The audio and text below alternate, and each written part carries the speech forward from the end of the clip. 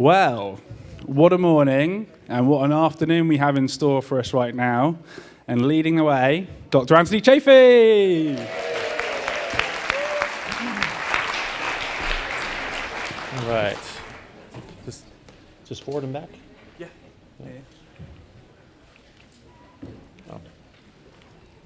Which one's which? Which one's which? It's just, there you go. It's knocked it out of thingy. Oh. Don't worry, mate.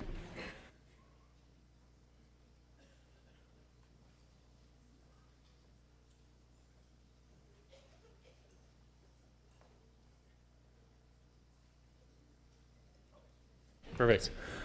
All right, well, thank you, everyone. So I've been asked to give this talk. Normally it's about an hour and a half talk. I've asked me to do it in 30 minutes, so it's pretty optimistic. So we'll see, we'll see how we do. There's sort of the premise of this is, we think about healthcare and the healthcare crisis where we need budgetary changes and we need this and we need that and all these sorts of things. I think people are really missing sight of what's actually happening here, just like previously from Professor Chaffee talking about how different people looked at, Copernicus and Galileo looked at the movement of the stars and planets very differently. I think we need to look at this problem differently as well with healthcare issues that we all face. So that's the nature of this talk. So talking about healthcare in general, our health and how we got here, and what does optimal healthcare look like, and what sort of changes we need to make, and actually what that actually looks like, as opposed to what we've been sort of told. So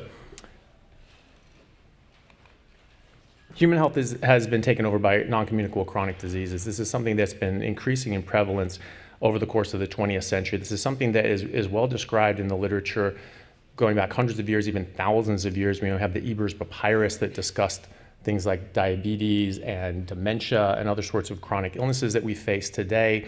And even in ancient Greece, this is where diabetes was first described. Diabetes mellitus was back in the 1600s, where it added the mellitus term to that. So these are chronic diseases that have been around for a very long time. However, there's been an explosion in these non-communicable chronic diseases in the last 100 years, 120 years. So NCDs, non-communicable chronic diseases, these are the number one cause of death and disability worldwide. 75% of all deaths worldwide are from these NCDs. 89 to 90% of the deaths in the UK, in America, in Australia, and the Western world are from these so-called non-communicable chronic diseases. So these are things such as cancers, cardiovascular disease, stroke, chronic respiratory diseases, diabetes, mental health issues, neurological conditions, kidney disease, and on and on and on, autoimmune issues, and so on. And so as you can see by these different representations, these account for a significant burden, the most significant burden in our healthcare dollars, morbidity, mortality. So this is what's causing the most harm to humanity from a health perspective. And it's also causing the most cost, because these are very costly issues to treat. So cardiovascular disease and other NCDs, these have been on the rise. The mortality rates have been on the rise, and especially the prevalence and incidence of these non-communicable chronic diseases have been increasing over, in this graph, just the last few decades, but certainly over the past century. These have skyrocketed over the past century. And as you can see, the non-communicable chronic diseases are increasing while infectious diseases are actually sort of tapering off or staying constant. We have more and more risk factors. So in adolescents, children are having more and more risk factors for chronic diseases. There are more and more children that have multiple risk factors for chronic diseases, and so we're seeing more of these chronic diseases happen in younger decades of life. These were fairly rare. We did have these non-communicable chronic diseases prior to the 20th century. They were very rare. There was a mention of Sir William Osler's textbook. He's a first professor of medicine at Johns Hopkins. I actually have his textbook on medicine from the late 1800s, early 1900s. He describes atherosclerosis. He discusses atherosclerosis, but not heart attacks. That's a key distinction. The first death proven on autopsy of a myocardial infarction, death from myocardial infarction, a heart attack, was in 1912 in America. There wasn't a single case recorded in the literature prior to that. They could see on dissection that there were buildups in plaque in the arteries going back to Harvey, but that didn't manifest in these major diseases such as myocardial infarctions. So within 20 years of that first case, heart attacks, cardiovascular disease became the #1 killer in America. So it was this massive increase in a very short period of time. And it was not because we weren't looking. Again, people had already described atherosclerosis. We've been doing hundreds, thousands of autopsies during this period of time. That was really the best diagnostic tool that we had, is the post-mortem, seeing, okay, what exactly, we had these symptoms, and okay, what did we see, what went wrong inside the body? So there were a lot of autopsies being done. We just weren't seeing these. And the reason it was called a heart attack is because it's not a subtle sign. You can actually have death of the heart wall of the heart, fine, but then when but the heart is still beating, and so that wall can actually rupture, and it can bleed out into the pericardial sac, and that's actually what causes the arrest of the heart. And so this is why it was termed a heart attack. It looked like someone actually attacked this person's heart and ripped it open inside of his chest. So this is not a subtle sign. This is not something that people just weren't sophisticated enough to see that a heart exploded in this guy's chest, right? So this is something that simply was not really happening in enough cases to start making it into the literature until the early 1900s. And then, people say, like, well, obviously meat, saturated fat, these sorts of things, that must be the cause of heart disease. However, we were actually eating significantly larger amount of meat in the 1800s than we were in the early 1900s, when this became the #1 killer. In fact, that was sort of the trough in the meat consumption in America in the 1920s and 30s, when this became the #1 killer in America, and then started picking up after that.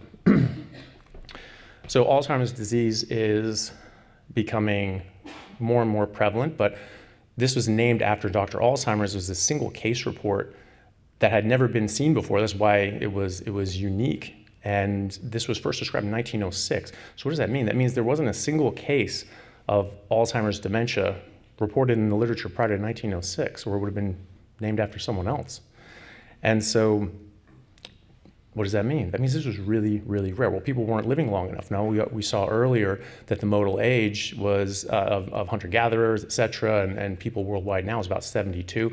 You just look back at historical figures in the 1800s and before, and you'll see they were regularly living into their 80s or 90s. If you look at John Adams, President John Adams, he was 90, 92 when he died. He was born in the mid-1700s. Galen, one of the famous doctors in the Roman era, he was 87 when he died. Hippocrates was thought to be over 90 when he died, and this is 2,500 years ago. So it is not the case that we just weren't seeing Alzheimer's and heart attacks because people weren't living long enough. In fact, we are getting younger and younger presentations of Alzheimer's, heart attack, heart disease, et cetera. In fact, there are people in their teens and 20s now getting strokes and heart attacks, which is obviously, even if you're saying people died in their 30s, 17 is plenty old enough to see that, if that was actually happening. It's not. So age-adjusted mortality rate of Alzheimer's is increasing. It's still going up. So if this was just genetic, if this was just something that's happening in the background, it should just stay pretty level for the population. But it's not, it's going up. And the ages of presentation is getting younger, and it's becoming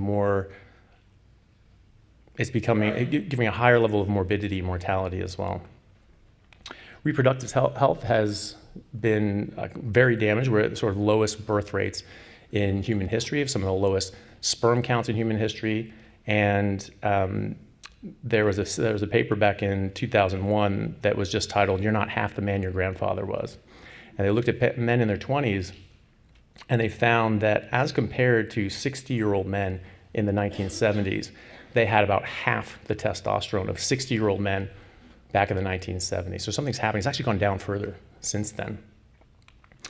PCOS, polycystic ovarian syndrome, that's the number one cause of female-driven infertility around the world, certainly in the Western countries. And this is now being called type 4 diabetes because, as we've heard so much about insulin, insulin is a very important hormone. It's a very busy hormone. It affects so many different things. And one thing it does is it affects estrogen production in women. So women make testosterone first, and that's converted into estrogen in the ovaries. Insulin blocks that conversion of testosterone into estrogen. And so you get elevated testosterone levels and decreased levels of estrogen, and that's the leading cause of PCOS. Very treatable. When you go into a fertility clinic and someone has PCOS, it's very simple treatment. They put them on metformin, diabetes medication, lowers their blood sugar, lowers their insulin, clears up the PCOS, they can get pregnant. Or you can just cut out the carbohydrates, therapeutic carbohydrate restriction, you can lower it yourself. Fun fact, everybody loves using artificial sweeteners or alternate sweeteners, non-sugar sweeteners like stevia. There's a study in mice that showed that given an equivalent of 1 can of stevia to these mice, that it decreased their fertility rate by 55% as compared to the control group. Then you look at the origins of that plant, the stevia plant, where it comes from in Paraguay, and look it up, Google it. This plant was actually used for hundreds of years, actually up to 1,500 years by some accounts, by the local people in Paraguay as contraception, right? So this was on purpose to prevent pregnancy, right? And then we're just putting this in sweeteners all across. I'm sure people here right now have some stevia in their hand. I'm looking at you guys over there with the coffees. So diabetes. Diabetes is massively increasing in prevalence. About 9% of the United States population is estimated to have type 2 diabetes. This accounts for about 75% of the Medicare budget. Okay, so 9% of the population is accounting for 75% of the Medicare budget. Okay, so it doesn't really matter what your system is if the entirety of your budget is being taken up by a very small percentage of your population. 40% of people in America are thought to have pre-diabetes, meaning that ostensibly if they don't change what they're doing, and why would they, that within a few decades, we might have 50% of the population in America actually diabetic. What's that going to do to the budget? What's that going to do to Medicare, Medicaid, and the private system? Anything. It's going to tank any system that you have. So this is a study from the Harvard School of Public Health. It's very, very interesting. So it looked at 5 different chronic diseases, just 5. And so it looked at cancer, cardiovascular disease, COPD, diabetes, and mental illness, diabetes 1 and 2, and mental illness. So big time problems, but they're not all of them. It's not counting dementia, it's not counting Alzheimer's, it's not counting Parkinson's, it's not counting autoimmunity. Autoimmunity is one of the top grossing medications. So the top 1 and 2 drugs on the market last year were both for autoimmune diseases.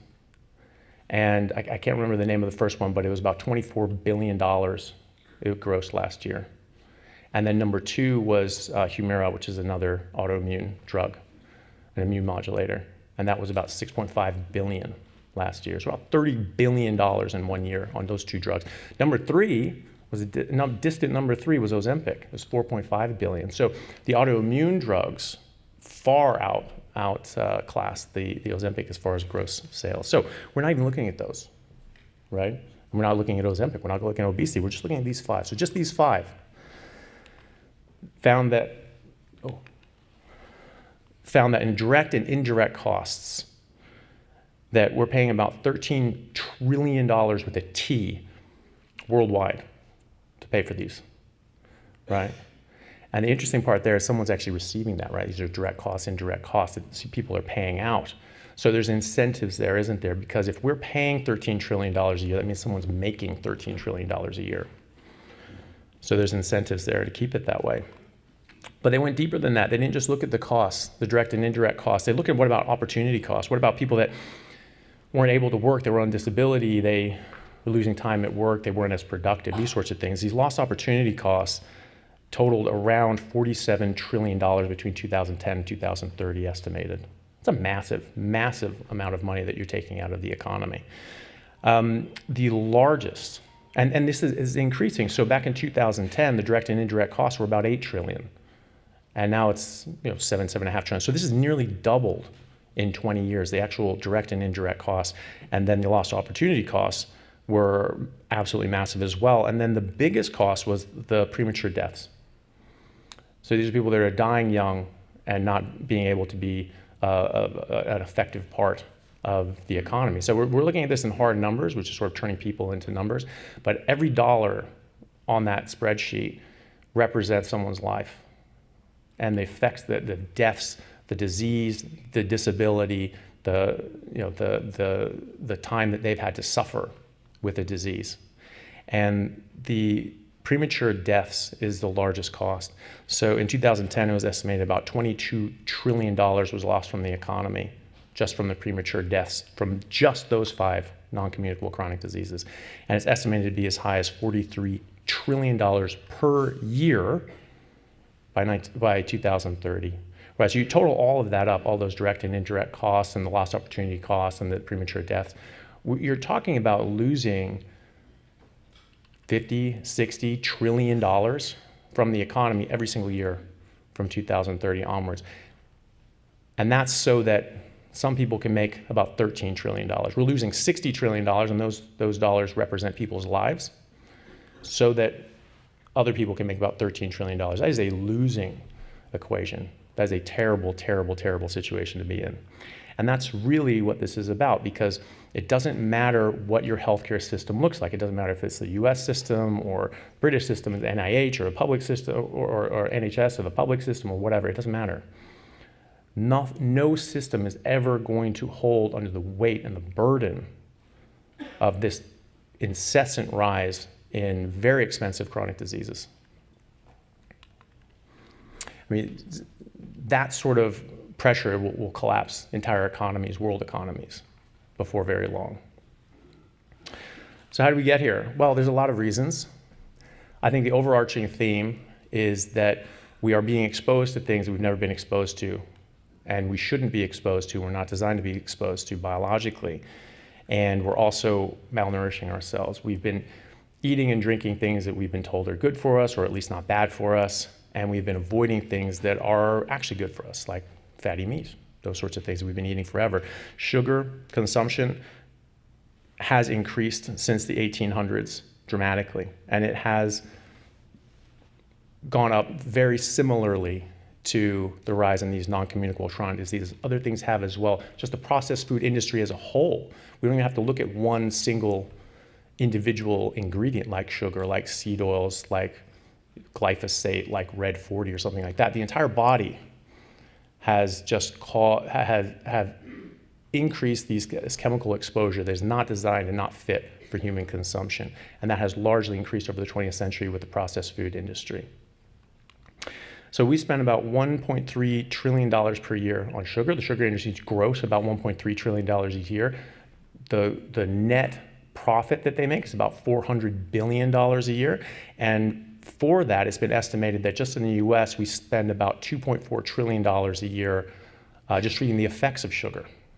So again, $400 billion a year that someone makes in profit, and we're spending $2.4 trillion treating the aftermath of that and paying $1.3 trillion for that. So that's a very, very bad scenario and situation that we're in. So we get there from animal fat, like everybody says. Well, no, I mean, it's not even correlated. So you have this top line here. Oh, can you see that? I don't know.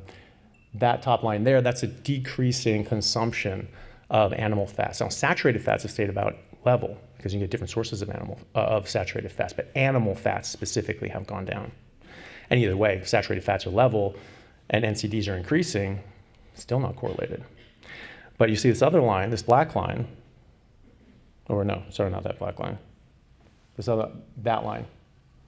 That's an increase in plant-based oils. So your seed oils, other sorts of things, but all just encompassing plant oils. And that's much more strongly associated with the rise in non-communicable diseases.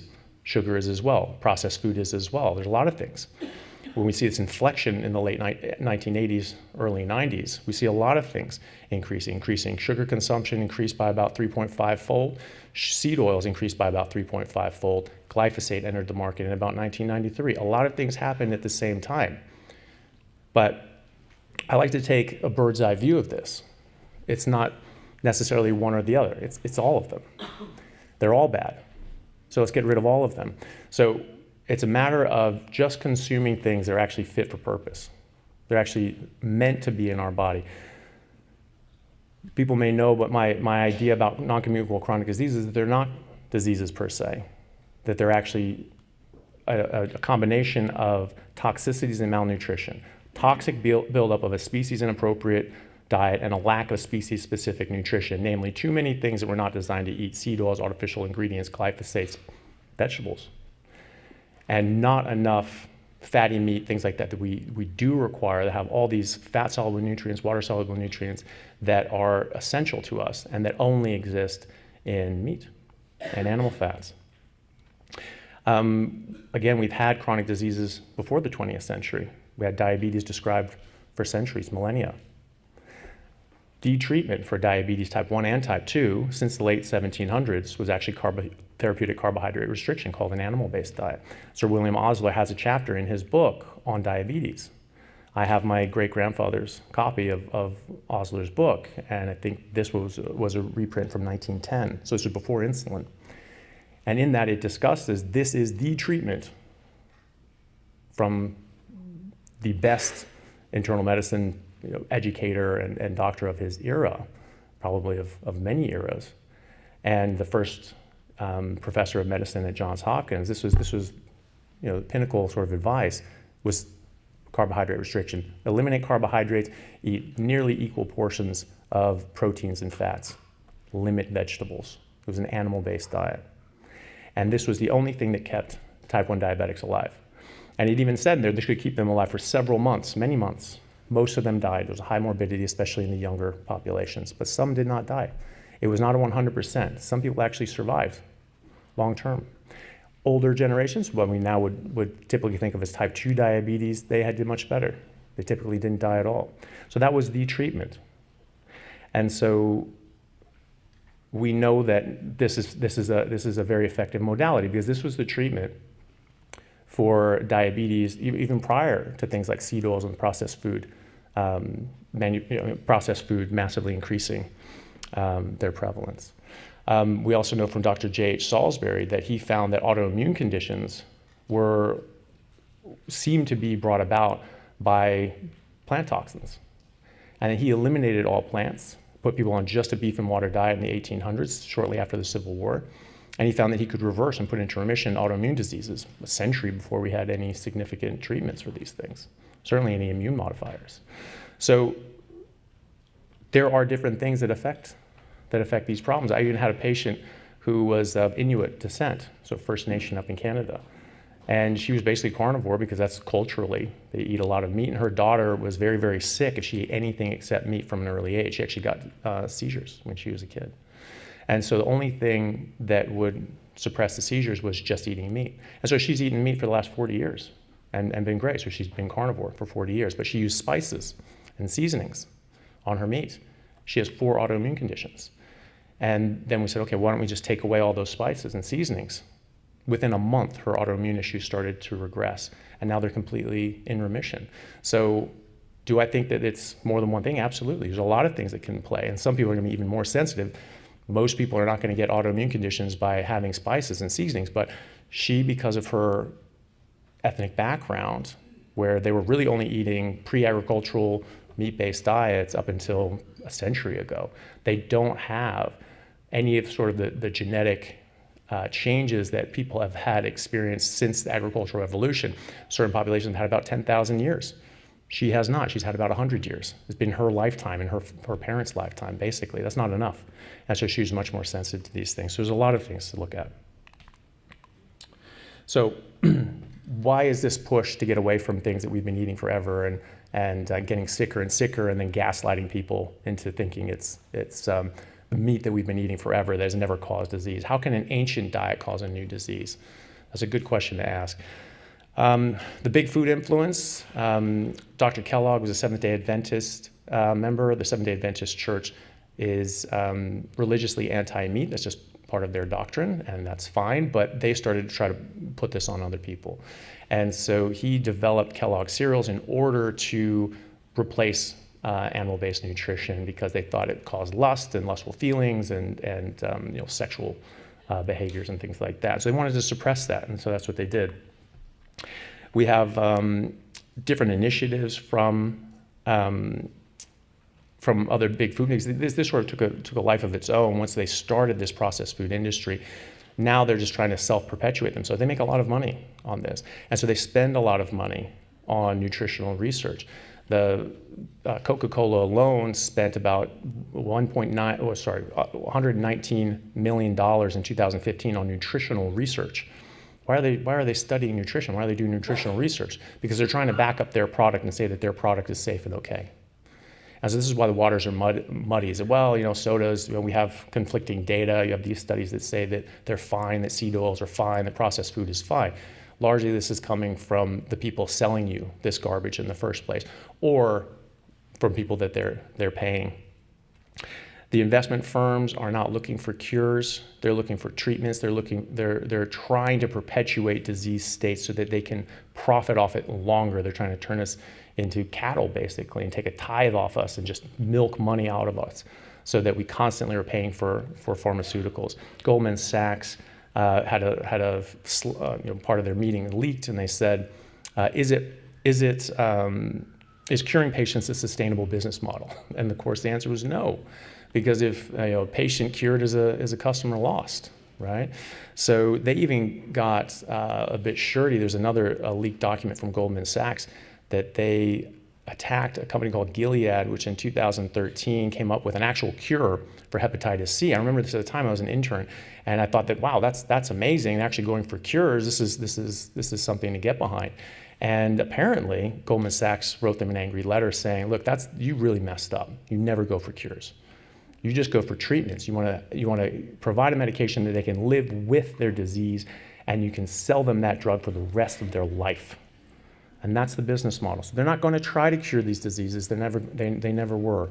And so we just need to recognize that's what everyone thinks, well, we have this disease, someone's going to come up with a pill sometime because everyone's trying to help. No, they're not. They're going to come up with a pill that allows you to live with the disease. And that's it. They're not going to try to cure it. So we don't look for them for cures.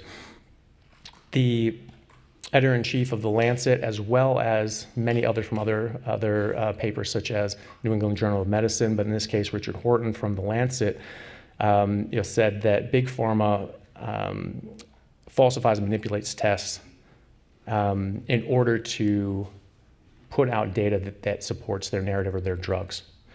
And he said that medical research is unreliable at best or completely fraudulent. That was the editor of The Lancet. And the editor-in-chief of the New England Journal of Medicine mirrored that statement as well.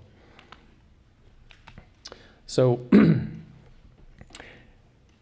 it's not about the type of healthcare system. It's not about public or private. It's about the increasing burden of chronic diseases, and we need to hit that at its root. We need to figure out how to prevent and reverse these non-communicable chronic diseases. And we see that. This entire conference has been about that, and we've seen evidence for that.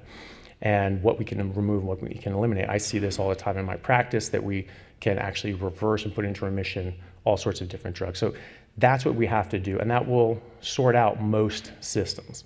And then we can have an argument about what is a better system and way of doing things. But we need to get things back to what they used to be. There's only about 10% of the issues that we have now are what medicine used to be about for thousands of years: the injuries, pregnancy, childbirth, congenital genetic disorders, infectious disease, malnutrition, toxicities, and poisoning. And now they've all become these last two, toxicities and malnutrition, but those have blown up to be about 90% of the problem. We're just not recognizing it as what that is. It's toxicities and malnutrition. And once we notice that and we treat it like that, because again, if we're looking at this as germ theory, here's a disease, we need to cure it, we're never going to get where we need to go. In fact, that's why we're at the most advanced stage of medical sciences that we've ever been in human history, and we're the sickest we've ever been in human history.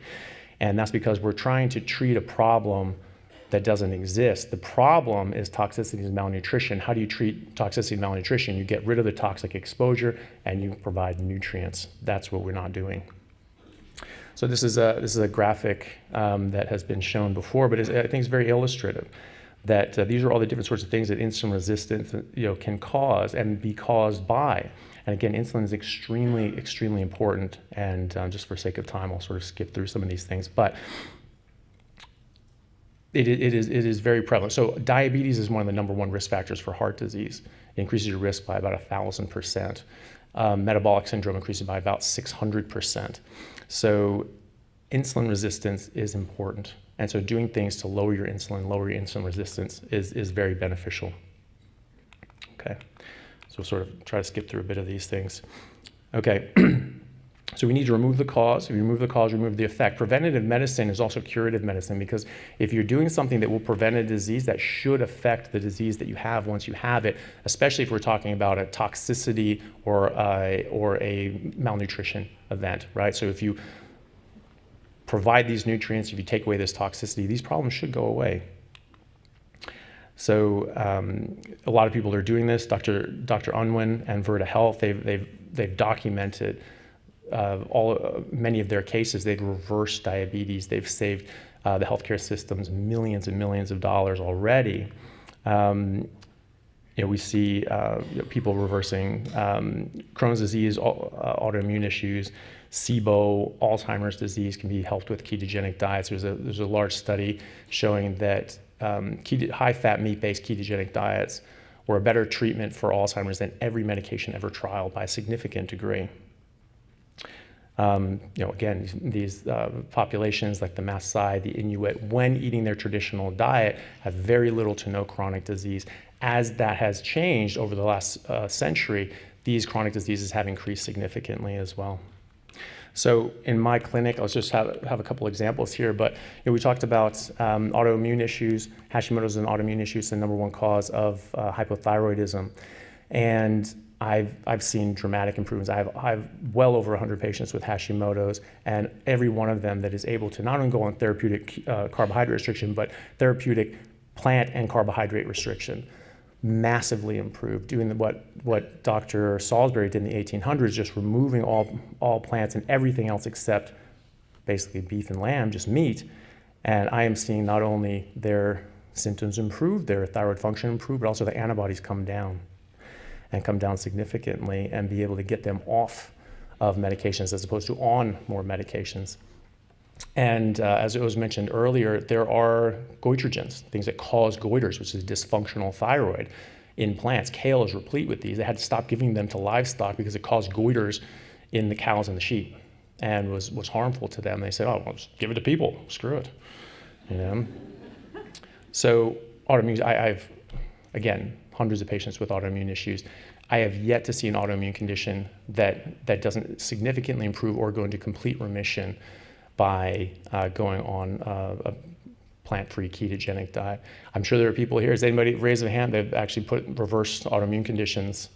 Yeah, there's several people, right? So there's a lot of people that in this room that have seen the effects of that, and we're seeing more trials on that. I don't have time to go into the literature right now, but there are some obscure trials that actually do show up showing this. Hemochromatosis is an interesting one. We think this is iron overload, but I have patients with hemochromatosis that have actually normalized their ferritin and iron levels without bloodletting within several months, because it's not about, and there's more iron in heme iron. That's more bioavailable source of iron. And yet they start lowering their iron levels. Why is that? Because it's not about how much iron you're ingesting. It's about what you're doing with that iron once you've ingested it. And something in these dietary changes seems to affect that. Type 2 diabetes, that's an easy one. Literally every single human being that walks in that has any sort of insulin resistance or diabetes or prediabetes, that just goes completely backwards as long as they're able to stick to the diet and lifestyle interventions that I put in front of them, predominantly ketogenic diets, but specifically plant-free ketogenic diet is my preferred. Testosterone, I see men increasing their testosterone, doubling, even tripling. I have a 72-year-old man, he's the oldest one. He tripled his testosterone to a level of an optimal 25-year-old man. So again, we have these ever dropping testosterone levels. That's not genetic. This is environmental. We're being hurt by something in our environment, or we're not getting enough nutrition. Very simply, corn blocks out up to 100% of the zinc that you absorb, and you require zinc for testosterone production. This could be why cornflakes was effective for lowering libido, right? And also why our testosterone levels are dropping significantly. PCOS, we discussed that as well. Cancer, I have a number of cancer patients, as we discussed on the panel. It's hard to find doctors and oncologists that will support you, so I have a lot of people that come to me simply for the dietary supports for ketogenic metabolic therapy in cancer, and they are doing extremely well. It's a lot better than standard of care would normally provide. Obesity, that one's easy. Lose tons of weight, keep it off. So in conclusion, the natural state of all life is that of health. You do not see a single species in the world that is, as a species, is just sickly and dying and pudgy and fat. It's just not a thing, right? Why are we the only squishy animals on Earth, right? Everything else is just ripped, and people would say, well, they're out in the wild, they're running around, they're active, but that doesn't explain animals in the zoo. Animals in the zoo live in a box, quarter of this room, and they live that their entire life. That's the definition of a sedentary lifestyle. And these things are ripped. They look like they're on steroids because they're being fed their optimal diet, unless they aren't. You go to a place that is feeding them kibble, dog food, something nonsense like that, they'll get fat, they'll get diabetes, they'll get sick, and that's why there's signs at the zoo say don't feed the animals, they get very sick. They eat outside of their natural diet. And that's telling people not to feed them the thing that they're eating at that time. Don't feed them the thing that you're eating because it makes them sick. What the hell is it doing to you? Right? They have signs at the park that say the same thing. Don't feed the animals because they get sick. I saw one sign that said, don't feed ducks bread, it gives them diabetes. And we wonder why we have this. We have non-alcoholic fatty liver disease. People, well, you have this percentage of that or whatever. How do you get it in a duck? You force feed them grains for 2 weeks. 2 weeks, that's it. And their liver is entirely enriched with fat. It's yellow. The entire thing is yellow for 2 weeks of forced grain feeding. That's it. How do we get marbling in cows? We give them grains. And then we look at an MRI of a human and we say, oh, look at this, myelesteatosis. That's a pathological sign. We don't know how it's caused. I know it's caused in a cow, right? So why are we thinking it's any different for us, right? So we should be healthy. If we're not healthy, that means something's going wrong. There's a very famous quote from Hippocrates, or attributed to Hippocrates. He said, before you try to heal someone, first ask them if they're willing to give up that which is making them sick. They're not sick. There's not a disease. There's something that's happening to them in their environment that's making them sick. So we've lost our way.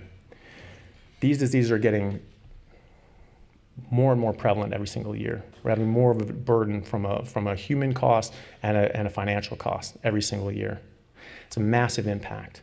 And we're being gaslit by saying, no, we're just getting better at diagnosis. No, you're not.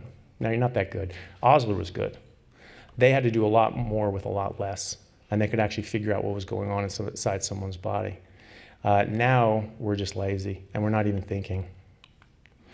So we can return to this natural state. Again, anything that will prevent a disease should help with the reversal of that disease. And so we can get back to that by going back to more biological, having the correct biological inputs. And there's a lot of those things. There's about 1 million different chemicals that have been patented since the 1970s alone. Over 1 million. These are novel chemicals that have never existed in nature. What the hell are those doing to our body? We don't know, and that's the problem. They can get put into our environment without any proof that it's safe, and we have to prove that it's not safe, and that's the state that we're in right now. But if you just remove everything, then you don't have to worry about it. So that's what we need to do. We need to focus on preventing these issues and reversing these diseases so we can get back to medicine being just that 10% that we treat now, and that 90% of the burden goes back down to an actual 10%. Thank you very much.